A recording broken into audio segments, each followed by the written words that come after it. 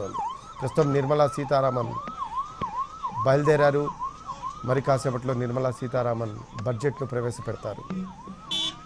Right, Prasad దగ్గరికి వెళ్దాం. Prasad, already Nirmala Sitharaman budget ప్రవేశపెట్టడానికి పార్లమెంట్కి బయలుదేరిన దృశ్యాలు ఎన్టీవీ స్క్రీన్పై చూస్తూ ఉన్నాము. ఈసారి బడ్జెట్ ఎలా ఉండే అవకాశం ఉంది ప్రసాద్?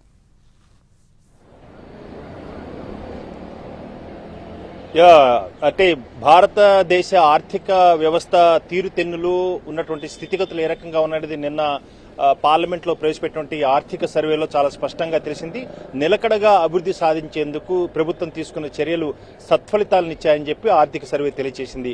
6.3 నుంచి 6.8 వరకు ఈ వచ్చే సంవత్సరం అంటే ఈ ఏడాది ప్రస్తుత ఆర్థిక సంవత్సరంలో ప్రగతిని సాధించేందుకు, ఆర్థిక రేటును వృద్ధి సాధించేందుకు అవకాశం ఉందని చెప్పి ఆర్థిక సర్వే సూచించింది. ఆ సూచనల మేరకు తో పాటు ఇతరత్ర అనేకటువంటి ఏ దేశ ఆర్థిక వ్యవస్థ అయినా కానీ కేవలం ఆ దేశ ఆర్థికమైనటువంటి వ్యవహారాలు అదేవిధంగా దానిపైన ఉన్నటువంటి యాక్టివిటీస్ పైనే కాకుండా ఇతర దేశాలపై ఉన్నటువంటి ఆర్థిక స్థితిపై కూడా దీని ప్రభావం చాలా ఎక్కువగా ఉంటుంది. ఆ మేరకు అమెరికాలో ఉన్నటువంటి పరిస్థితి ఈసారి ఖచ్చితంగా భారతదేశ ఆర్థిక వ్యవస్థపై కొంత మేరకు ప్రభావం చూపించే అవకాశం ఉంది. ట్రంప్ తిరిగి అధికారంలోకి రావడంతో అక్కడ అంటే స్టాక్ మార్కెట్లో అమెరికా వాళ్ళు పెట్టినటువంటి పెట్టుబడులని కూడా వీటన్నింటినీ ఉపసంహరించి అక్కడ పెట్టుబడులు పెట్టి లాభార్జన చేసేందుకు వీటిని ఉపసంహరించేందుకు అవకాశం ఉందని చెప్పి వస్తున్నటువంటి వార్తల నేపథ్యంలో స్టాక్ మార్కెట్లు బలహీనపడుతున్నటువంటి నేపథ్యంలో కొంతమేరకు ఈ ట్రాన్సాక్షన్ ట్యాక్స్ ని అంటే షేర్ల అమ్మకాలు కొనుగోలుపై వేసే పన్నులను కొంతమేరకు తగ్గించే అవకాశం ఉందని చెప్పి వార్తలు వస్తున్నాయి. ఆర్థిక నిపుణులు విశ్లేషకులు చెప్తున్నారు. దాంతోపాటు long term capital gains tax ను కూడా కొంచెం తగ్గించే అవకాశం ఉంది. ఈ రకంగా భారతదేశంలో ఉన్నటువంటి అనేకమైన రంగాల్లో ఏ రకంగా ప్రగతి సాధించినది నిన్న ఆర్థిక సర్వే చాలా స్పష్టంగా తెలియజేసింది. అదేవిధంగా ముఖ్యంగా నిరుద్యోగ సమస్యను పరిష్కరించేందుకు ఇప్పటికే ప్రభుత్వం గత కొన్నేళ్లుగా తీసుకున్నటువంటి ప్రోత్సాహకాలు ఇచ్చిన అనేకమైనటువంటి పరిశ్రమలు నెలకొల్పి ఆ పరిశ్రమలు ద్వారా నిరుద్యోగాన్ని రూపుమాపాలని చెప్పి ప్రభుత్వం తీసుకున్న చర్యలు కొంత సత్ఫలితాన్ని ఇచ్చాయి. ఆ జాబితాలో ఇప్పటివరకు ఒక 14 పరిశ్రమలు ఉన్నాయి. వాటితో పాటు మరికొన్ని పరిశ్రమలు కూడా చేర్చి ఆ మేరకు నిరుద్యోగ సమస్యను కొంచెం ప్రోత్సాహకాలు ఇవ్వడం ద్వారా పరిశ్రమలు పెట్టి ఆ మేరకు ఉద్యోగాలు కల్పించేందుకు, ఉపాధి అవకాశాలు కల్పించేందుకు అవకాశం ఉంది. కాబట్టి ప్రోత్సాహకాలు కల్పించే ఆ జాబితాలో కొన్ని పరిశ్రమలు కూడా చేర్చేందుకు ప్రభుత్వం ఈసారి ఈ బడ్జెట్ లో ప్రతిపాదించేందుకు అవకాశం ఉందని ఆర్థిక విశ్లేషకులు సూచిస్తున్నారు. ఆ మేరకు అంచనా వేస్తున్నారు. ప్రధానంగా గత ఏడాది 2024-25 ఆర్థిక సంవత్సరంలో దాదాపు 48,000 కోట్ల రూపాయల కేంద్ర బడ్జెట్ ఉంది. అయితే ఈసారి అంతకు మించి దాదాపు 53 నుంచి 55 లక్షల 55 వేల కోట్ల రూపాయల మేరకు దీనికి సంబంధించి బడ్జెట్ ప్రతిపాదన ఉండే 55 లక్షల కోట్ల రూపాయల మేరకు బడ్జెట్ ఉండేందుకు అవకాశం ఉన్నట్టుగా అంచనా వేస్తున్నారు. ప్రధానంగా అనేక రంగాల్లో కొంత మేరకు అల్పాదాయ వర్గాలు అదేవిధంగా మధ్యతరగతి ప్రజలకు, సామాన్య ప్రజలకు ఊరట కలిగించే రీతిలో కొంత మేరకు కొన్ని చర్యలు ఉండొచ్చు. ఉపశమనాలు ఊరట కలిగించేందుకు కొన్ని నిర్ణయాలు కూడా ఉండే అవకాశం ఉంది. ముఖ్యంగా ఆదాయ వర్గాలకు, మధ్యతరగతి ప్రజలకు ఇప్పటి వరకు ఉన్నటువంటి ఆదాయంపై వేసే పన్నును ఆ స్లాబుల్లో కొంత మేరకు కొన్ని స్లాబులను మరింతగా పెంచేందుకు అవకాశం ఉంది. ఆ మేరకు కొంత ఉద్యోగులకు ఊరట కలిగించేందుకు అవకాశం ఉన్నట్టుగా తెలుస్తుంది.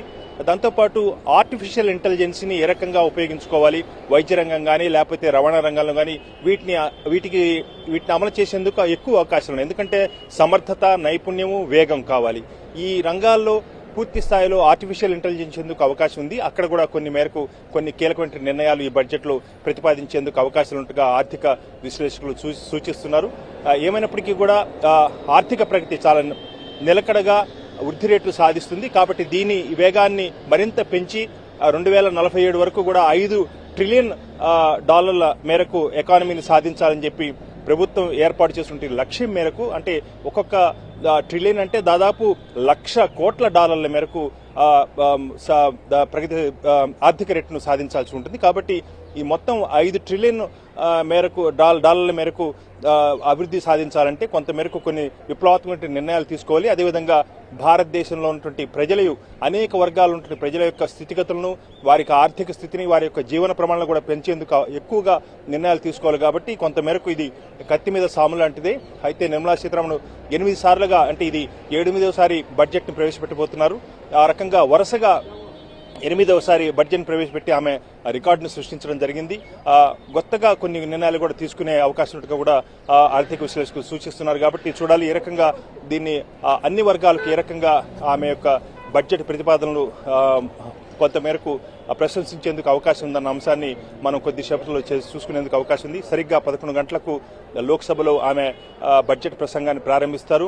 అనేక ప్రతిపాదనలు తన ప్రసంగంలో ఉంచి ఆ మేరకు కేంద్ర బడ్జెట్ను సమర్పించేందుకు అవకాశం ఉంది. ఆ తర్వాత వెంటనే ఉభయ సభలు కూడా వాయిదా పడతాయి. ఆ తర్వాత సోమవారం నుంచి భారత రాష్ట్రపతి చేసినటువంటి ప్రసంగానికి ధన్యవాదాలు తెలిపే తీర్మానంపై దానిపై చర్చ జరుగుతుంది ఉభయ సభల్లో కూడా. ఆ తర్వాత మిగిలినటువంటి ప్రభుత్వ బిజినెస్లు బిల్లులు వాటిని చట్టాలను రూపొందించేందుకు చర్చలు దానిపై ఆమోదించుకోవటం ఇవన్నీ కూడా ఉంటుంది. అయితే తొలి విడతగా జరిగే ఈ సమావేశాల్లో కేవలం 9 రోజుల పాటే సమావేశాలు జరుగుతాయి. కాబట్టి ఆ సమయ ప్రభావం వల్ల ఏ బిల్లులు తొలి విడతలో ఆమోదం పొందేందుకు అవకాశం ఉంది అన్న అంశాన్ని చూడాల్సి ఉంది. అయితే ముఖ్యంగా వక్ఫ్ బిల్లును ఇప్పటికే అనేక సరణలతో స్టాండింగ్ కమిటీలో ప్రతిపాదనలు చేశారు. కాబట్టి వాటన్నింటినీ కూడా ఈసారి ఈ తొలి విడత బడ్జెట్ సమావేశాల్లోనే దాన్ని ప్రతిపాదించి ఆ మేరకు చర్చ జరిపిన తర్వాత ఆమోదించేందుకు ఎక్కువగా అవకాశం తెలుస్తుంది.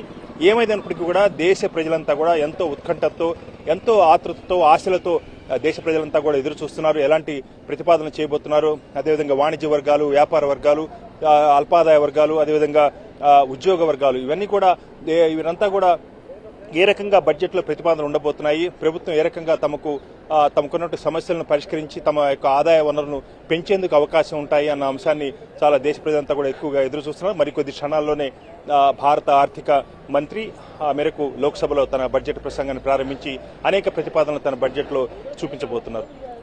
Right, thanks for updates Prasad. Right, అది మరికొద్దిసేపట్లో కేంద్ర కేబినెట్ సమావేశం కానుంది. పార్లమెంట్లో ఆర్థిక మంత్రి నిర్మలా సీతారామన్ ప్రవేశపెట్టబోయే బడ్జెట్ 2025-26కు మంత్రివర్గం ఆమోదం తెలపనుంది.